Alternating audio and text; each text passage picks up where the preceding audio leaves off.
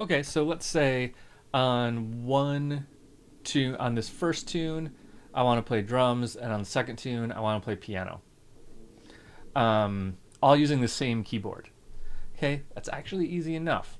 We don't need to make a separate track and then switch between them live. What we're going to do is we're going to take this, we're going to take our drums, and we're going to put it in a group so that we have uh, an instrument effect rack. So that was Command G to put it into a rack. Now you'll notice it's already in a rack, which is already in a rack, but now that's also in a rack. So here we'll rename this chain as track 1, and we'll add a new chain by just control clicking somewhere, and we'll rename this one track 2. Now we'll add our piano, and let's go to instruments. Give me something that sounds like a piano. Instrument rack, piano and keys. There's a piano. Let's throw that down there on track 2. Okay, so now we have a piano. So how are we going to switch between these?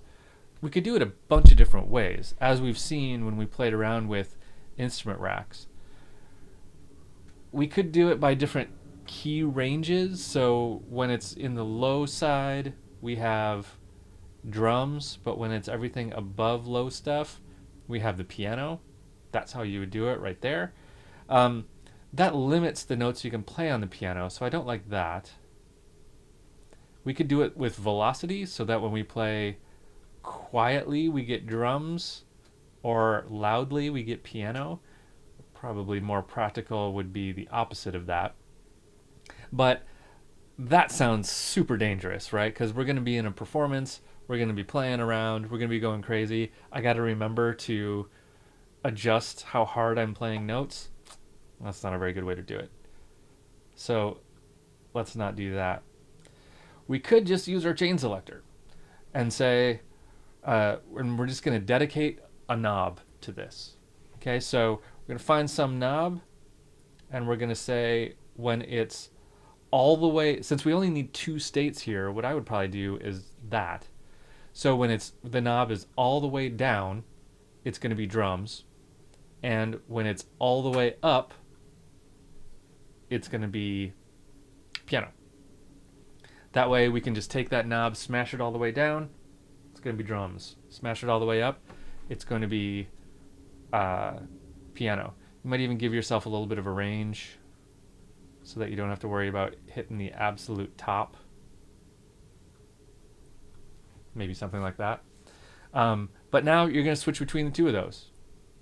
So we're going to be playing drums down here. I'm going to take that knob, smash it all the way to the top, and now I'm playing piano. You can add as many of those chains as you want. Just keep going. And then just add more areas in here for the other chains. After you add a lot of them, it will be hard to keep track of, and you might want to switch over to using a button for this, so that you can press a button and it jumps to a certain value. You can do that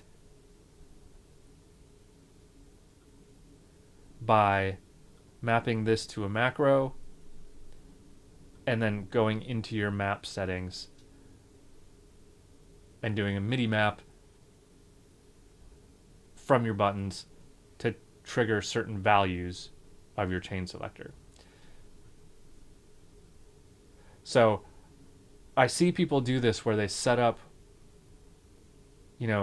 10 different MIDI tracks up here, and then they switch which one is armed so that they can play to it.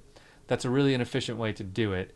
An instrument rack where you have one track that has all these instrument racks on it, and you can dial in which one you want to play. Much more efficient way to do it.